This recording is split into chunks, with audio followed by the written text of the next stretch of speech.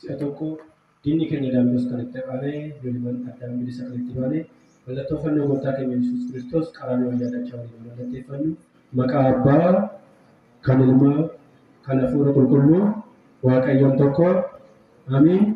Kabajamtoota fi jaalatamtoota maatii Waaqayyoo kabajamoo abbaa keenya Laayika Salaam Lubaa Haayila Yesuus hojii gaggeessaa mana lubummaa Naawalisoo kabajamoo abbaa keenya Lubaa Asaffaa to'ataa mana lubummaa Naawalisoo kabajamoo luboota kabajamtoota barsiisota keenya kabajamtoota abboota keenya kabajamtoota haadholii keenya obbolaa koo dhiiraa obbolaa koo shamarranii laphee Waaqayyoo akka fakkeeffamtan daa'imman nagaa Waaqayyoo hanga tabba qaraan wajjin nu jaalatanii nagaa isiniin jedha akkamiin jirtu akkamiin yoo dhageessanii amiin. Gaarummaa keenya tokko malee galata Waaqaa jennee akka isa galateeffannuuf akka isa faarfannuuf mana isaa keessatti kan walitti nu qabee maqaan isaa kan ulfaate kan galatoo galuufaa ta'u kan isaa galateeffannee kan ishiis yoomiyyuu biraan bisu kan hin dandeenye maqaan haadha isaa giiftii qulqulleettii dubaroo maaraan uumadhaa gaditti uumamtoota hundumaatiin walitti kan ulfaateef kan galatoo galuufaa ta'u eegumsa isaaniitiin nurraa fagaatanii kan hin beekne maqaan ergamoota isaa mirga Waaqayyootti dhaabbatanii kan nuuf kadhatan maqaan qulqulloota isaa kan wareegamtoota isaa akka kennaaf kabaja Waaqayyo isaaniif kenneef maqaan isaanis kan ulfaateef kan galatoo galuufaa ta'u. Faaruu tokko wajjin faarfannaa faarfachuudhaaf maqaa abbaa kan Ilmaa kan Hafuura Qulqulluu amannee amantaadhaan ishee faarfanna. Garadaafummaan sa'aadaa namlatee qabeenyaa guddaa uumamee fayyisaa hundaa al tokko kan du'e hundaa garadaafummaan sa'aadaa namlatee qabeenyaa guddaa uumamee fayyisaa hundaa al tokko kan du'e hundaa. Kolda kullatee notaa'e waaqni koo inni anaaf hinnaan karaa idinni koo dabarsee of kenne bineensaan na baasee gammaditaan farsaa maqaasaa ol kaasee garadaafummaan sa'aadaa namlatee qabeenyaa guddaa uumamee fayyisaa hundaa al tokko kan du'e hundaa akka isaatii dhume nama na taasisee isaatii du'aa koo hambisee yaadni inni naaf qabu kan namarraadhaa na wajjin waan jiruuf tasaana googanaa garadaafummaan sa'aadaa namlatee qabeenyaa guddaa uumamee fayyisaan hundaa al tokko kan du'e hundaa hambeenya guddaadha irratti kaa'anii giddira baay'eedha kan irraan ga'anii garuu hin beekamne callisee ilaalee jaalala gaafsisuun mootota saaqanii garadaafummaan sa'aadaa namlatee qabeenyaa guddaa uumamee fayyisaan hundaa kan ta'e kan du'e hundaa ani sayaa kullee ifa manaanadhaa jaalalli isaa addaa hundumanii caalaa akkana eebbisoo amman kadhadhaa isaatumaa kote kanaan nan jaalladhaa garadaafummaan sa'aadaa namlatee qabeenyaa guddaa uumamee fayyisaan hundaa al tokko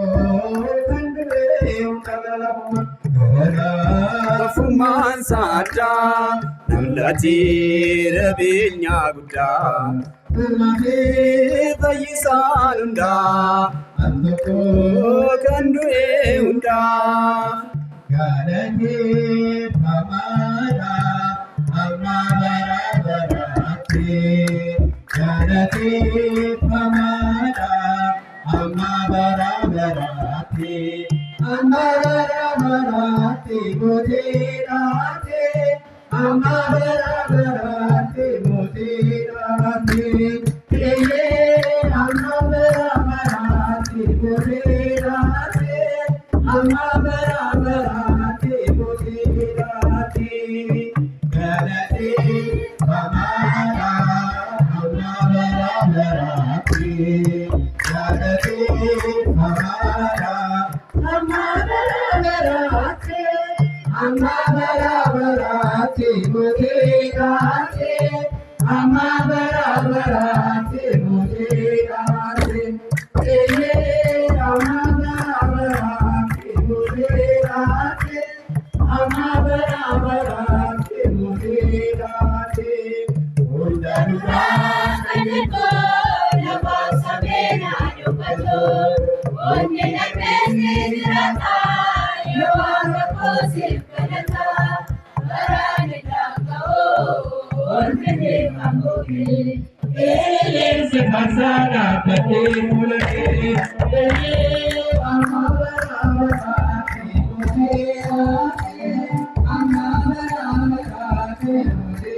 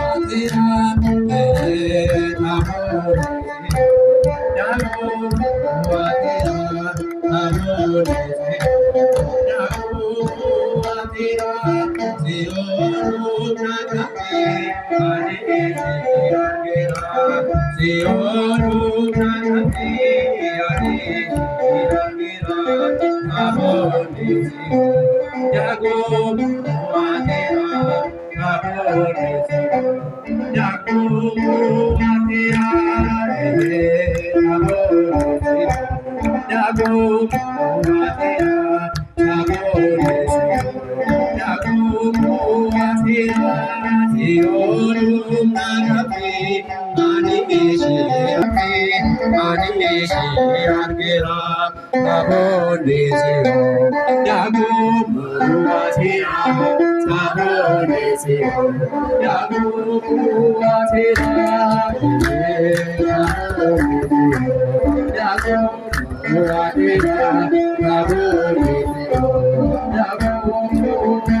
you.